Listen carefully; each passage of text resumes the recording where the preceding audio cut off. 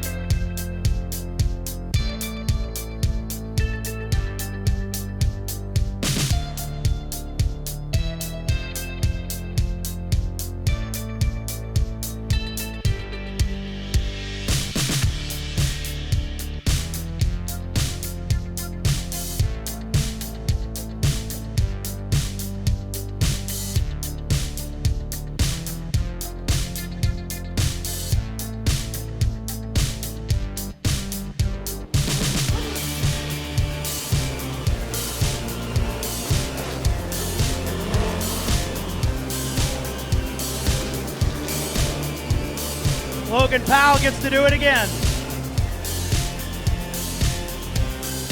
40 laps Stanley Steamer NASCAR late model feature will take two.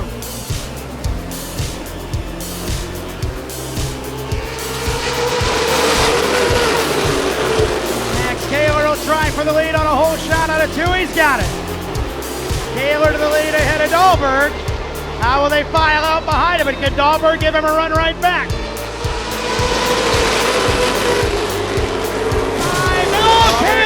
Kaler's off the pace. The leader's off the pace. There's oil on the speedway. The yellow's out. The yellow's out. It had to be. I think it had to be fluid. Sargent in the wall. It had to be fluid. Off the leader, Max Kaler. Oh my. Nason to the pits. Guiley beat up. Sargent into the wall. I think Michael Bilderback could end up being a leader. Holy cow.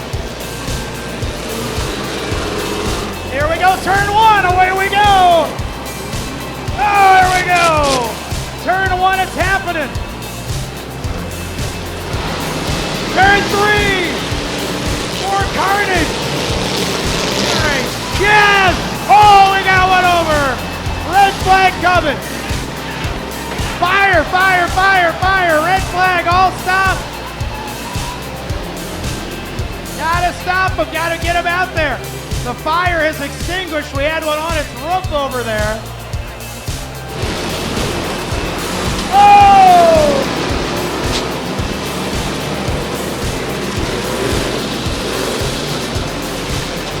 Field they go. Oh, but oh, we got one over. We got one over.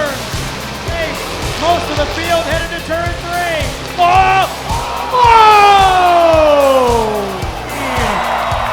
The winner of the final original trailer race and destruction here at Rockford Speedway. So, we don't always get a chance to talk to the trailer race guys. And tonight you won the trailer race. Yes, sir. And your name is Dan Green. Dan Green. Dan Green. This is going to be one of the coolest trophies I've ever seen. Look at this, it's a trailer hitch. Oh, hell yeah. Yeah. So, first off, what is this? This is a 79 Ford F-250 with an LS in it. All stock, right? Yeah. Mostly All almost stock. So before we go too much farther, you got people helping you build it? You know, it's mostly by myself. I mean, you gotta count in your family, but Sure. How many times have you done a trailer race? well, I've been doing this for probably 13 plus years, so Okay. Do you it's do been a both while. of them, the figure eight and this? Yes. So what's it like out there? Chaos. You're driving along, all of a sudden you got this big trailer in front of you and you know you want to drive through it You mash that gas pedal and you go. and let her fly. Yeah. So you got no glass, but you got some screen. Yeah, we like to think it helps. Yeah? It, you know, keeps some debris out of your face. So is it fun as it looks? Oh, it's better. We had 31 trailers out there tonight. There's a lot out there. Yeah. I don't know, where did you start? I didn't even, there's so many. I was maybe the rear 3/4. Okay, all right. So you were somewhere around the hot tub. Yeah. Okay. Actually, The yeah. hot tub guy with a full tub of water. Yeah, I tried to stay clear of that one. I didn't want to get too wet. So now you finished with a trailer. It has a trailer. So what, and that's one of the rules, you know, to the last trailer trails. Yep. And you were the last one moving. So what was on that trailer That was a pop-up camper before the race. before the race? So about how far into the race did you lose it? You know, I have no idea. So you're Don't just look back. Keep going forward. you're just hauling this frame around with some tires and Yeah. so, well, it's great to have you on Pit Talk. We're trying to get around the pits quite a bit today, but we wanted to get down here and say how much fun it is. It's scary from my point of view because I stand in the crib, so I have all this debris flying everywhere. Oh, trust me, we get it too. And there was one year I stood and I heard something hit behind me, hit the ambulance. I had no clue what it was, and I looked down, there was a trough in the dirt and a 8-foot 2x4 behind me. Somebody had shot a 2x4 and went right through my legs. So you just don't know. We have a lot of debris, but it's these things are fun. Tonight was standing room only. And Sold out. sold out, both sides of the track, standing room only. And what a show. So Dan Green, congratulations Thank on you. your last lap trailer race win. Unfortunately, Yeah, but this is the circle race, yeah, Yep. and then you'll be We'll back, be back to the for figure eight. figure eight. Great. oh yeah. All right. Hey, you know what's kind of fun is when we get a chance to talk with our local drivers. And gosh, how long have you been coming out here? This is Austin Nason. How long have you been coming out? A while. I grew up out here. Yeah. Standing at the fence watching everyone race. So where'd you start? What did you start in? Did you start in a late model? no, I ran some bandoleros here during some weekly stuff, and then I took a couple years off. Then ran at Allison Legacy for 3 races, and then the year after that we went to the Sportsman class. Won the championship there, and then went to the late models. Ran there for a year, and then we kind of just started our travel deal that we kind of do now. So obviously Rockford's not your only track. Where else do you go? We're all over the country, really. We go to North Carolina, Florida, Ohio, Nashville.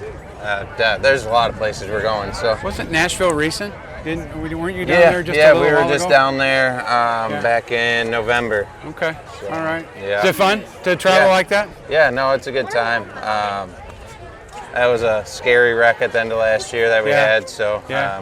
going for the lead, and I got turned around and went backwards. I've only seen. I don't think I've ever seen a super late go in the air. I think I've been the only one to kind of do that. You so. had a little bit of air underneath you. There was Yeah. no doubt about that. I Yeah. saw some of the video clip. So the 14 late model is one of those cars that you just know is in the top 5 pretty much all the time. Tell me a little bit about your car. I know you got some sponsors on both sides that we want to talk about. So tell me a little about the late model here. Yeah, no, we got a good baseline set up for here. We've been good. We kind of just struggled a couple weeks ago with all the used tires we got to do for weekly racing. It's hard to keep the balance from when we run this thing at short track and have it good. Yeah. And running at short track and the thing's good. It's just kind of hard to keep the balance in it for the weekly stuff.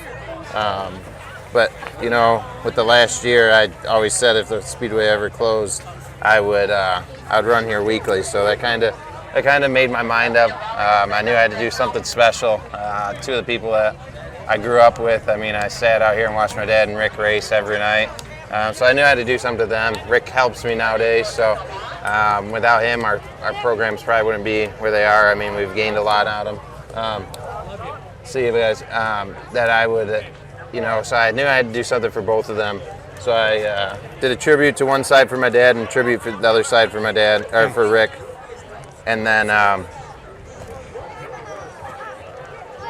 so I was kind of surprised right before spring. Wait, what are you going to do with this? Hang it on my wall and sneak it past my You're going to sneak it? Wait a minute. Come here. You're going to do what? Here, stand right here. You're on Pit Talk TV. Turn and look at that camera. So he just signed this, tore up wheel, and you said you're going to sneak it past your mom and hang it on your wall. How long do you think it's going to be before she finds out you've hung it on your wall? Maybe a day, probably And less. then what's going to happen? It might wind up in the dumpster. I might be able to save it somehow. Well, you better go find a tire. Then she can't throw the wheel and the tire out. Yeah? All right. So, But both of them were pretty surprised when I revealed it. this is what it's all about. But when they both kind of walked into the shop there, it was cool seeing their reaction on their faces. It was special to do it and kind of pull it off and keep it all secrets. I mean, my dad works at the shop every day, and it's kind of hard to pull off, but we did it. So, So you got some special. They told me you got something special on each side of the car. Yeah. The left side's my dad's, and then the right side is Rick Bilderbeck's. I mean, he was my childhood hero, growing up out here watching him race. So, just to kind of do a tribute to them. I mean, they've won a lot out here, so it was easy to pick that decision. So it's obvious that with the track closing, you've got a big program anyway. That you're going to, and so your plans are just to continue on your road program. And that's our plan. I mean, there was one race that conflicted. The track was actually nice enough to kind of work with me and change that date, so I could be here. I mean, that was a big commitment I already made before I committed to coming here, and they knew I wanted to be here. I mean, like I said, I grew up here. I actually used to stay after the races and clean the trailer races up with Greg McCarnes. I mean, we stayed here till 4 or 5 o'clock in the morning, then ended up at Steak and Shake. There's a lot of good times here. I mean, I got so many memories growing up. My boys started their first job was working here. And they did trailer race cleanup, and so it. Any aspirations to go up any classes, or you like this local stuff? No, we're kind of done here. I mean, there's a point nowadays you need money and you got to be young. So I'm getting to the age of 30, and money is not. I mean, we got money, and we got great sponsors behind us, but you just need a lot of it nowadays. So. 30's not young. Not anymore. Did he say he's getting old at 30? Yeah. I'll be 61 this year. Oh yeah, no, getting 30 is old in NASCAR days. So. Yeah, I hear you. Well, Austin, it's great to have you on Pit Talk. It's something we've been wanting to do for a while. We appreciate you coming on and joining us and telling us a little bit about your car and your team and what you do. Yeah. I mean, so. Yeah, no, it's a good time. And anytime you guys want to stop by and talk, I'm up for it. So. Thanks a lot. Yes, thank you guys. Appreciate it. All right. It's fun, all right. Yeah, I'm with Todd Aldridge. Todd is part of the support team here. Actually, he's one of the track officials. So, Todd, what do you do here on a normal night? Basically, tech inspection, weigh cars, make sure everybody is following the rules. And then I've seen you working the ramp. Working the ramp. It depends. We like to move people around. You know, it depends on if somebody's gone. We like everybody down here to be able to do every job. Sweet. So, speaking of somebody gone, our regular pace car driver was gone tonight. So I heard that. Well, what happened was. Well, wait a minute. I heard you broke the pace car. Well, back up. Well, we can't back up because it's stuck in park. You broke the pace car. I was going around. They told me to run a couple hard laps, so that's what I did. And I went to stop to get out, and I put it in park, and the car kept rolling. So then, obviously, I jumped back in, hit the brakes. Now the car's broke. Push it in park, whatever you want to do. Yeah, it's ruptured. And then what happened? They gave me a truck it's a nice truck, but yeah, the light bar fell off, and Just before a race. Yeah, I took off going down the backstretch, and I'd never even heard it. I didn't know I even lost it. It was the Hare and the Hound race with the Roadrunners. Yeah. And we all said, what's on the backstretch? And nothing. I heard that on my radio, and I looked over and saw my wire. Great. And was afraid. And then you disappear. And then I disappear because the truck they gave me, I ran out of gas. So I had to run over and get gas because I was down to like 4 miles to E. So you've had a night. I've had a night. Yeah. I'm glad that it's over. Yeah. I had a great time. My nerves are shot, definitely tonight. But it was, all in all, it was a good night. So how long you been officiating here at the track? Close to 20 years. 20 years. So it's safe to say you've kind of done it all. I've done it all. I used to race. So out of all the 20 years of doing it, what is, yes, you do all the positions, but what's your favorite thing? If they say, hey, you can pick any spot to work tonight, where would you want to be? I would probably pick the ramp or the spotter stand, just because I can see everything. Up in the spotters during the late models, we put a spotter up there with the other people that are spotting for each car, and they can talk to me or I can talk to them during the races. So when you say work the ramp, what's that mean? I know. So we get all the cars parked down here. Once the cars are lined up, I'll wait for the tower to give the go-ahead to get the next race out. And then that race goes out, and then now we're down here lining up the next race. So do you line them up according to what Tower says? You guys are getting them all lined up so they come out ready to go? Yep. Okay. Inside, outside, inside, outside. So when it comes time to doing like practice and stuff like that, they go on your command? They go on our command, and my command is the tower. So Tower tells you I need 7 cars, and you count 7, and then you stop the group from coming over. Yeah. Because if we didn't do that, you'd have all the cars out there at one time for practice. Exactly. But I probably the ramp only because I can see it all. And then I know where to be once the race is over. If there's an issue or any problems, I can go over and I can deal with it right away instead of waiting until the end of the night. So that's what I go on. That's a great spot to be because you get a look down the front stretch. You can see 3 and 4, you know. It's a little crazy to be standing there. You need to be always watching. Yeah, you don't turn your back. No. You make sure you're always watching. If a car comes off, he may be coming back, so you got to sort of know where he's at. Never turn your back on the track. And keep track of what's going on the track. Well, I really enjoy it. I mean, this is the place to be. I mean, this is where I tell people I started running figure 8s when I was 7. On the outside of turn 1, there was a playground, and it was the figure 8. Oh, okay. So I tell people I ran because and then the 11-year-olds would show up and ruin everything. Oh, well, of course, the older people. The older kids, once the little ones start flying, I go back to my seat and go to sleep for the features probably. Well, thanks for being on Pit Talk with us. No problem. Thank you guys. Trying to show a little bit of the support staff this year on what they do, plus get a chance to talk to our drivers and stuff tonight. So it's a good idea. You guys do a great job. Well, we appreciate it. We know you had a rough night. Go home, kick your feet up. Yeah, I don't drink much beer, but I might. You might indulge tonight. A sip. All right. Thank you. So on behalf of Kyle and the whole Misfit team, and we just appreciate it. Thank you guys. I appreciate you guys. You guys do a great job. For tonight, there you have it.